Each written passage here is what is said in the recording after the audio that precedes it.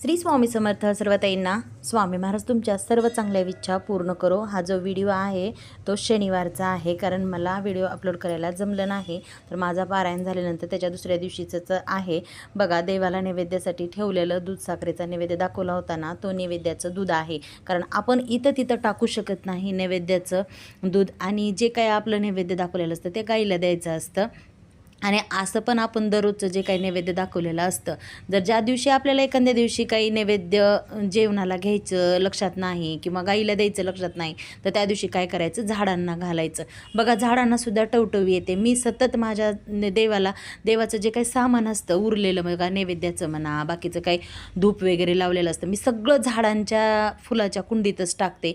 तर झाडांना फुलं पण खूप छान असे आली होती. कळ्या बघा किती आल्या, आता भरपूर अशा कळ्या आल्या होत्या. शेवंतीला फुलं पण भरपूर अशी लागली होती. कारण आदल्या दिवशी मी गुरुचरित्राच्या पारायणाची सांगता होती ना, त्या दिवशी मी फुलं तोडले नव्हते, कारण विकत फुलं आणली होती म्हणून मी तोडले नव्हते. तर झाडे खूप छान असे आलेत आता. तर माझं जे काही दूध होतं ते नैवेद्याचं मी झाडाला टाकलं, आणि बाकीचं जे काही चपातीचा नैवेद्य होता तो मात्र मी ताटात काढून ठेवला. तर भरपूर असा वेळ झाला होता, कारण पारायणाची सांगता होती. त्या दिवशी मी संध्याकाळी 3 ब्लाऊज शिवले होते, आणि पारायण झाल्यानंतर परत पुन्हा संध्याकाळी ब्लाऊज शिवल्यानंतर म्हणलं सगळं काही आवरावं, किचनचा भांडे वगैरे घासून झोपावं म्हणलं.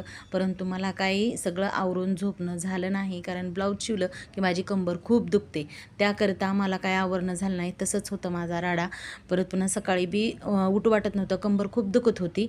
परंतु मी आता कंबर दुखत होती, गोळी खाऊन झोपले होते रात्री. सकाळी कमी झाली जरा, पण रात्री लईच दुखायली होती. आणि हे बघा, नैवेद्याचं इथं ठेवलं होतं, सगळं काही गाईला द्यायचं होतं.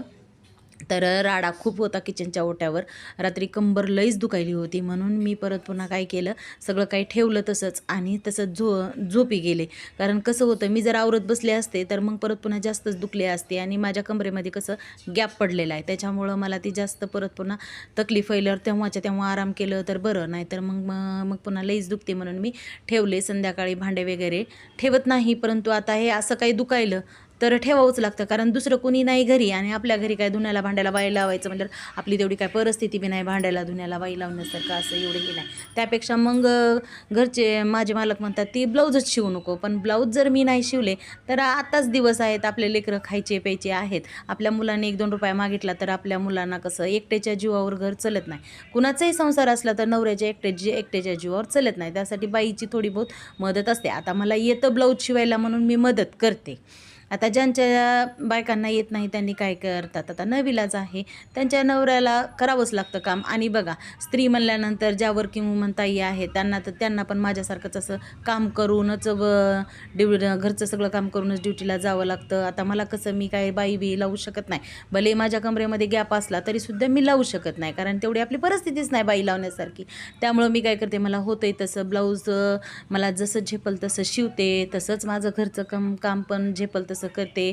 जेवढी होती तेवढी सेवा करते, जेवढं होतं तेवढं काम पण जसं मला जमल तसं करते. आणि मी तुमच्यासोबत माझं जी काय आहे, जी काही मी जसं माझं रुटीन आहे तसं मी शेअर करते. बघा, काल भांडे घासणं झालं नाही, काही नाही, कारण 3 ब्लाऊज शिवले होते, त्यामुळं मला काही झालं नाही.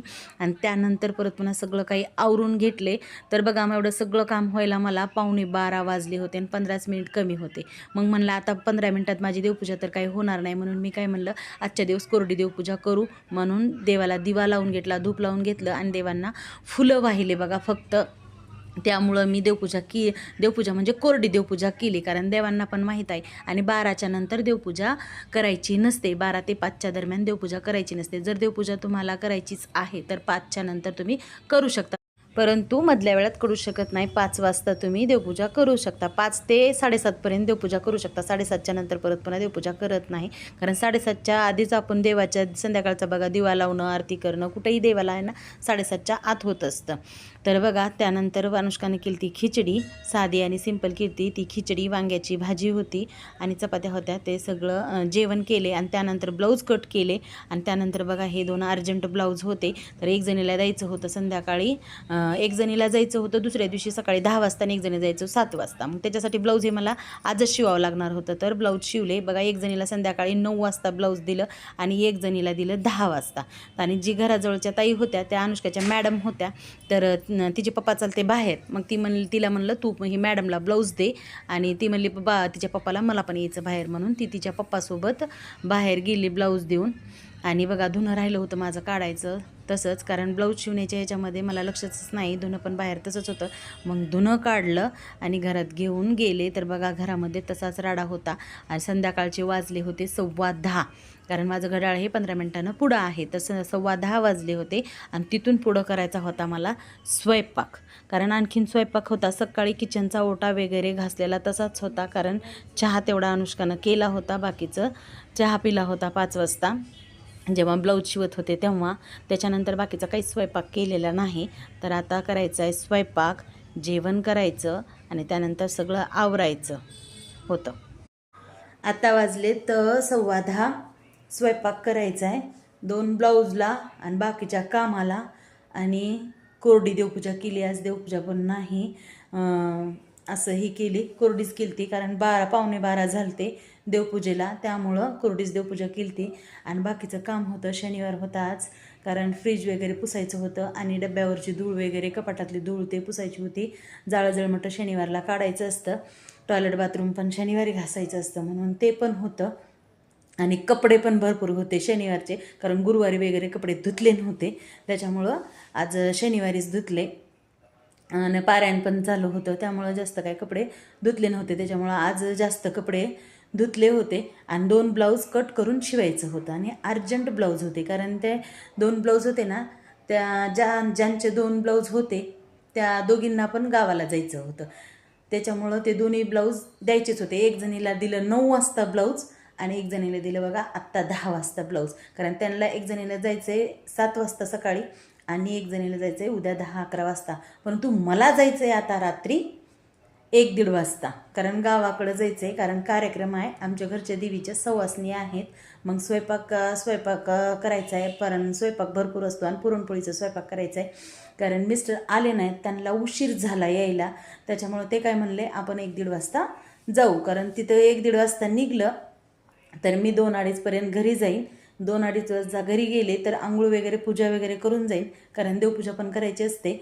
मुलांना स्वयंपाक वगैरे करून देवपूजा करून मग जाईन, कारण गेल्यावर परत पुन्हा मग पुरण घालायचं आणि स्वयंपाक करायचा, कारण लवकर करायचं आहे स्वयंपाक, त्याच्यामुळे मला जायचं आहे. आता झोपायलाच भेटणार नाही, कारण आता बघा 10:15 झालेत. स्वयंपाक करायचा, काहीतरी जेवण करायचं आणि मग झोपायचं तर नाहीच, जेवण करायचं. तोपर्यंत 11:30-12 वाजतात. मग आंघोळ करते, आंघोळ केल्यानंतर पूजा करून घेते, तरी इथला स्वयंपाक करायचा. बेसिंगमध्ये भांडे आहेत, भांडे घासायचे, अगोदर स्वयंपाक करायचा, जेवण करायचं, भांडे घासायचे, किचनचा ओटा आवरायचा, देवपूजा करायची, पुन्हा स्वयंपाक करायचा आणि त्याच्यानंतर मग जायचं म्हणलं तर मला 2च वाजतात आणि परत पुन्हा जाऊन तिथं स्वयंपाक करायचा. उद्याचा दिवस हे असाच खडी निघणार. उद्या दिवस मावळायला मला झोप लवकर लागणार, उद्या 7 वाजता तरी मी झोपणार, असं माझा उद्यापर्यंतचं असं काम आहे बघा. तरी तुम्हाला मी शेअर करते की कसा गेला माझा दिवस ते. तर आजचा तर असा गेला बघा. तर चला बाय. आज शनिवार होता, तर शनिवारचा माझा असा दिवस गेला. आता स्वयंपाक करणार आहे आणि काहीतरी जेवून बाकीच्या रुटीनला लागणार आहे. तर मी गावाकडं निघाल्यावर मी तुम्हाला नक्की दाखवून की मी किती वाजता चालले. तर सर्वांना बाय. सर्वांना श्री स्वामी समर्थ. व्हिडिओ जर आवडला तर नक्की लाईक करा. तर सर्व ताईंना श्री स्वामी समर्थ.